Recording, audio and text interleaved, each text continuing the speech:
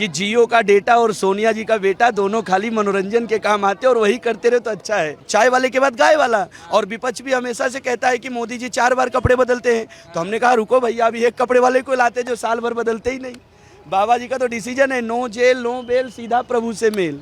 एक आदमी बोले मोदी जी ने तो सब बेच दिया। मैं बोला क्या बेचे? बोले ट्रेन बेच दिए। हमने बोला औकात है एक ट्रेन का टायर खरीदने का?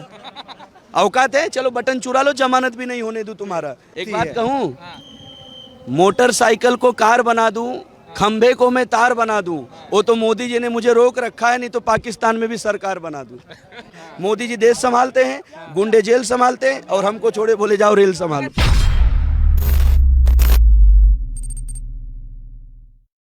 मेरा नाम Avadhesh Dubey, train vendor. Train वाला जो आपकी वीडियो वायरल हुई थी, सबने देखी। और अब ये जो मामला है, अब गुजरात आ पहुंचा है। और इस बार जो चर्चाएं चल रही हैं गुजरात में कि आम आदमी पार्टी, एक दिल्ली वाली आई ना, आपने सुना है, वो कह रहे हैं कि अभी सीएम फिर पीएम, 22 जाके 24 बाकी। वो कह रहे हैं मोदी जी बुढ़ा गए और मोदी जी अब रिप्लेस हो रहे हैं। अरे तो मोदी जी बुढ़ा गए तो क्या हुआ, योगी जी तो जवान है ना अभी भी। चाय वाले के बाद गाय वाले की एंट्री है। और हम दिल्ली वालों से कहेंगे, हमारे जो दिल्ली से आते हैं अरविंद केजरीवाल जी, वो अपने चीज़ के अंदर सिर्फ 2 चीज़ का सुधार ला दें। पहला तो दारू के ठेके मत खुलवाएं, क्योंकि दारू के ठेका खोलने से हमारी युवा पीढ़ी खराब होती है। हम देखें उनको मेट्रो स्टेशन पे भी उन्होंने दारू का अड्डा डाल के रखा है। और प्लीज़ आपसे निवेदन है, अगर बात करना है तो भ्रष्टाचार पे करो, गरीबी पे करो या बेरोजगारी पे करो। आप ये फ्री स्कीम में मत करो, क्योंकि फ्री स्कीम में पब्लिक ने देखा है बंगाल का नतीजा। और वेनेजुएला एक देश था जो फ्री स्कीम में ही ख़त्म हो चुका है। तो यहाँ की जनता सब जागरूक है। मोदी गुजरातનો છે અને गुजरातનો मोदी। तो आवश्य तो मोदी एमा कहीं नहीं। ये 2024 का सेमीफाइनल है, और जो मोदी जी बहुमत से जीत रहे हैं और 24 में फाइनल जीतेंगे। मगर केजरीवाल कह रहे हैं सेमीफाइनल मेरा है भाई। अरे कहने से कौन रोकता है? ऐसे तो राहुल गांधी भी बोलते हैं कि मैं प्रधानमंत्री बनूंगा, तो बन जाते हैं। ये तो लोकतंत्र है भाई, कहने से कोई किसी को नहीं रोक सकता है। कहते रहे, हाँ कहने से शायद उनको चैन से नींद आती होगी, तो इसी बहाने कम से कम चैन से नींद तो ले लेते हैं।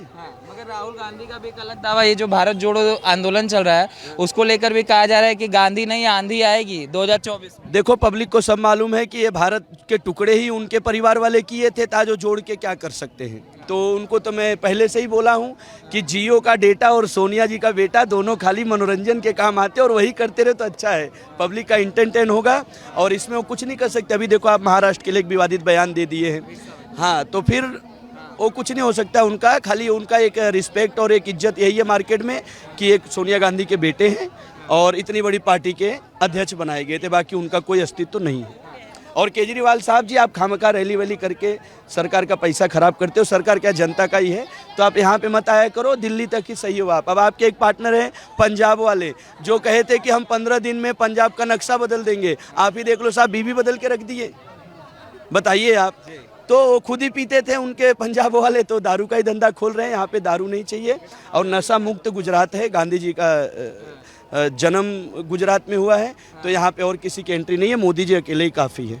हर हर मोदी, भाड़ में जाए विरोधी। बात हो रही है कि मोदी जी अब बुढ़ा गए हैं, तो योगी जी तो जवान है ना यार, चाय वाले के बाद गाय वाला। और विपक्ष भी हमेशा से कहता है कि मोदी जी 4 बार कपड़े बदलते हैं, तो हमने कहा रुको भैया, अभी एक कपड़े वाले को लाते जो साल भर बदलते ही नहीं। बाबा जी का तो डिसीजन है, नो जेल नो बेल, सीधा प्रभु से मेल।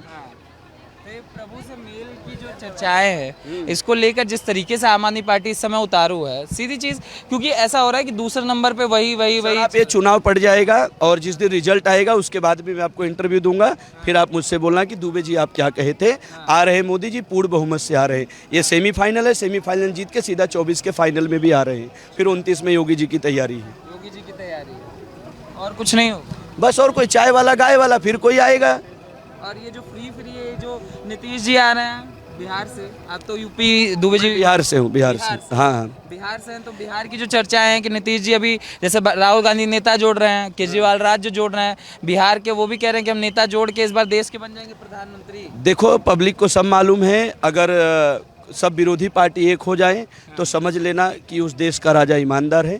ऐसे ही ठीक इंदिरा जी के साथ भी हुआ था, वो भी अच्छे काम करती थी, उनको भी गिराने के लिए सब विरोधी एक हो गए थे। तो जो ईमानदार रहता है उसको गिराने के लिए विरोध किया जाता है, और विरोध करते रहो, अच्छा है। विपक्ष मजबूत रहेगा तो ही पब्लिक को फ़ायदा मिलेगा, और मोदी को कोई हटा नहीं सकता है, ना ही हटा पाया है, और ना ही मोदी जी हटेंगे। मोदी जी पोस्टर में नहीं, लोगों के दिल में भी बसते। उन्होंने गुजरात के लिए काम किया है सर, आपको तो मालूम है। इतिहास खोल के दे, जब भूकंप आया था गुजरात में क्या था, तो सिर्फ मोदी जी को कमान दिया गया, उन्होंने संभाला और आज पूरे विश्व को संभाल रहे, आज पूरे विश्व के लीडर हैं। हमारे देश के प्रधानमंत्री नहीं रह गए, वो विश्व के लीडर हैं। आपको मैं पहले की बात बताता हूँ, जब माननीय मनमोहन जी प्रधानमंत्री थे तो अमेरिका का दौरा वो भी करते थे, तो जाकर के ऐसे कोने में खड़े होते थे, फिर उनको कोई बोलता था कि भारत के प्रधानमंत्री हैं, कोई रिस्पेक्ट नहीं थी। आज के फोटो देखो, जहां हमारे देश का 56 इंच खड़ा होता है वहां से लाइन शुरू होती है। और रही बात, कुछ लोग कह रहे हैं महंगाई आई है मोदी के आने से, तो जिस हिसाब से विश्व लेवल पे देखने जाओ, जिस हिसाब से भारत में इतनी महंगाई नहीं है जितना विश्व लेवल पे है। अभी आप अमेरिका में ही देख लो, ब्रिटेन में देख लो, सब जगह अन्न के वांदे हो गए हैं। हमारा देश तो सौभाग्यशाली जिसको शाम को खाने को मिलता है। महंगा हुआ कुछ नहीं भाई। देखो, आपको रोड चाहिए, बिजली चाहिए, पानी चाहिए, हाईवे चाहिए, आपको सेफ्टी चाहिए, तो भाई महंगाई तो थोड़ी बहुत झेलनी ही पड़ेगी। पहले हमारे पिताजी कमाते थे, आज हमारे 3 भाई कमाते हैं, कल 4 भाई कमाएंगे, तो जब इनकम बढ़ेगी तो महंगाई भी बढ़ेगी। महंगाई कोई मुद्दा नहीं है, मुद्दा एक ही चीज़ का है। और रही बात काम करने का, जिसके अंदर काम करने का हुनर है, जो काम करके परिवार जिला खिला सकता है, उसके लिए बेरोजगारी भी नहीं है। जो निकम्मा नकारा आदमी लोग हैं जो दिन भर फोन में बिजी रहते हैं, उनके लिए बेरोजगारी है। इसमें भी केजरीवाल कह देते हैं कि 27 साल से कुछ हुआ ही नहीं है, 0-0 बोलते हैं। अरे भाई, तो बोल तो रहा हूँ, बोलने के लिए कौन ना बोल रहा है? उनको बोलने की आज़ादी मिली है हमारे देश में। भाई साहब जरा बताइए, गुजरात में 0-0 है, भाई साहब भी बहुत अपने देश में बोलने का टैक्स नहीं, केजरीवाल के बोलने पे टैक्स नहीं। उससे बड़ा झूठा उसने तो खालिस्तान का समर्थन करके पंजाब में सरकार बनाई है। ये लोगों तक आवाज़ पहुंचाओ कि केजरीवाल ने खालिस्तान का समर्थन करके सरकार बनाई है पंजाब में। जो भरा नहीं निज भावों से बहती जिसमें रसधार नहीं, वो हृदय नहीं है पत्थर है, जिसको स्वदेश और मातृभूमि से प्यार नहीं। हम लोग मजदूर वर्ग से आते हैं, हमारी सोच ऐसी है, मैं मजदूर होके मरूं लेकिन मेरा देश तरक्की करे। और केजरीवाल सोचता है कि मजदूर नहीं, देश को ही मजबूर बना दो। ये फ्री की घोषणा, देश को मजबूर बनाना है, देश को कायर बनाना है।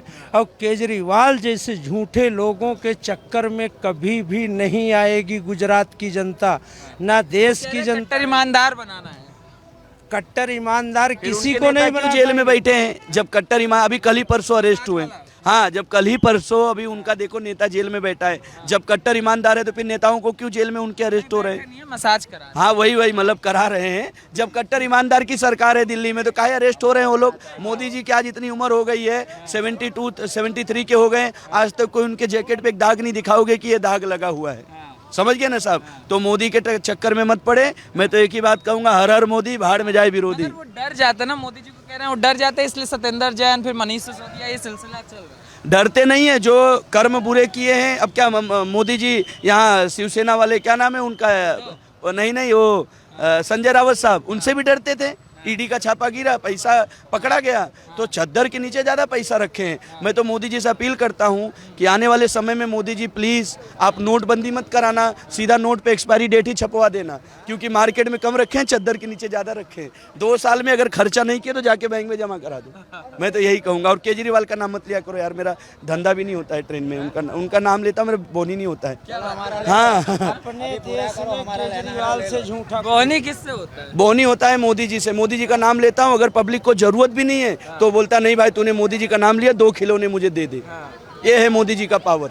एक आदमी बोले मोदी जी ने तो सब बेच दिया। मैं बोला क्या बेचे? बोले ट्रेन बेच दी है। हमने बोला औकात है एक ट्रेन का टायर खरीदने का? औकात है? चलो बटन चुरा लो, जमानत भी नहीं होने दूं तुम्हारा। आज कोई भी छोटे मोटे स्टेशन पे जाओ, साला एक्सीलेटर लगा रहता है। अक्षय कुमार जैसा खड़े होके ये प्लेटफॉर्म से वो प्लेटफॉर्म आते हो, अब बाद में विकास ढूंढने आते हो आप। आज कोई भी स्टेशनों पे आप देख लो, इतनी क्लियरिटी है, इतनी एक्टिविटी है कि ये जरा भी खरोच अगर किसी को पब्लिक को आता है, 1 नंबर से 2 नंबर 4 व्हीलर छोटी ऑटो रखी गई स्टेशनों पे कि बुजुर्ग महिलाओं या किसी को भी प्लेटफॉर्म तक पहुंचाने के लिए। इनको जब राहुल गांधी का नाम लेते हैं तब क्या होता है? राहुल गांधी जी का नाम लेता हूं तो लोग हंस देते हैं और कुछ होता नहीं, बिकता तो है नहीं, खाली हंस देते हैं। गुजरात में 150 प्लस सीटें और 2024 में मोदी जी 364 प्लस 2/3 बहुमत से आएंगे। एक बात कहूं, मोटरसाइकिल को कार बना दूं, खंभे को मैं तार बना दूं, वो तो मोदी जी ने मुझे रोक रखा है, नहीं तो पाकिस्तान में भी सरकार बना दूं। तो आप नेताओं को छेड़ते रहते हैं ट्रेन में, चाहे राहुल हो चाहे मुलायम हो, आप एक एक करके करते हैं। क्या मतलब क्यों मजे मैं इन लोग के मजे नहीं लेता हूँ, इससे मेरे पब्लिक खुश रहती है, मैं उनको हंसाने के लिए करता हूँ। हालांकि मैं किसी को टारगेट नहीं करता हूँ। देखिए, ना मोदी जी मेरा घर चलाते हैं, ना राहुल जी का चलाते हैं, ना केजरीवाल जी चलाते हैं, लेकिन मैं छोटे छोटे चुटकुले अगर पब्लिक के बीच में रखता हूँ तो मेरी पब्लिक उससे मुस्कुराती है और हंस हंस के मेरे से सामान खरीदती है। बस यही मेरा मुद्दा है। लेकिन हाँ, सब एक तरफ और मोदी जी एक तरफ, मैं दिल से उनको मानता हूँ। बस वही कहते हैं कि मोदी जी से आप मजाक, मोदी वाला मजाक नहीं करते, मगर राहुल सब पे अरे तुम यार मोदी जी का मजाक बनवाओगे यार, पता है फिर से अंदर करवाओगे क्या? मोदी जी का मजाक नहीं, वो मजाक के लायक है ही नहीं यार। जो आदमी अपने को इतना सम्मान दिलाया है, आज अमेरिका में भी खड़े हो रहे हैं तो वहाँ से लाइन शुरू हो रही है। विश्व के नंबर 1 नेता कौन?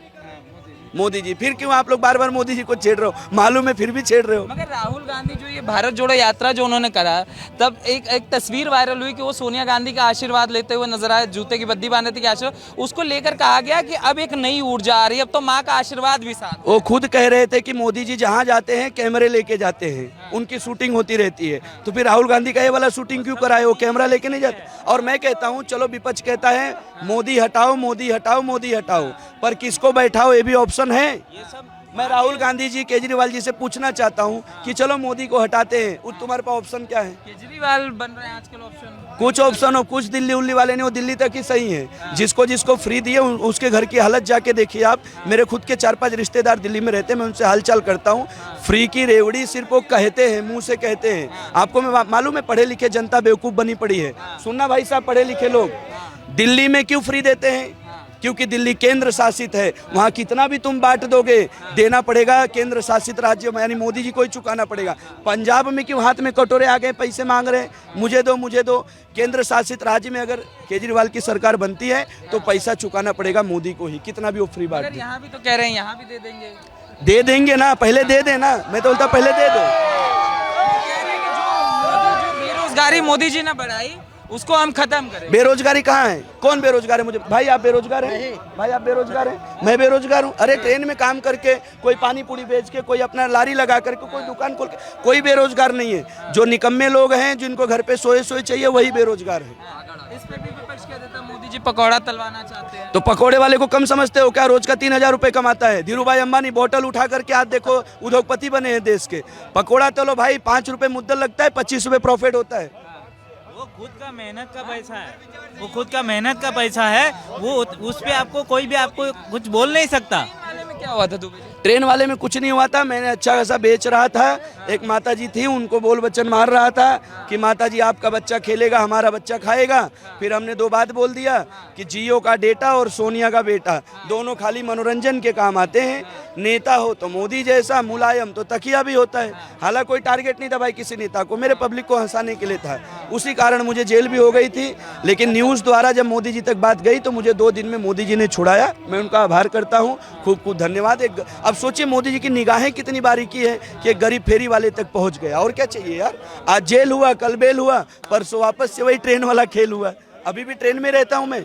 मोदी जी देश संभालते हैं, गुंडे जेल संभालते हैं, और हमको छोड़े बोले जाओ रेल संभालो। रेलवे को भी तो लेकर विपक्ष बोलता है ये बेच दिया, वो बेच दिया। मोदी जी देश किसकी औकात है कि खरीद ले? भाई साहब, आपके किसी भी उद्योगपति को मैं बोलता हूँ ट्रेन का एक टायर खरीद सकते हो?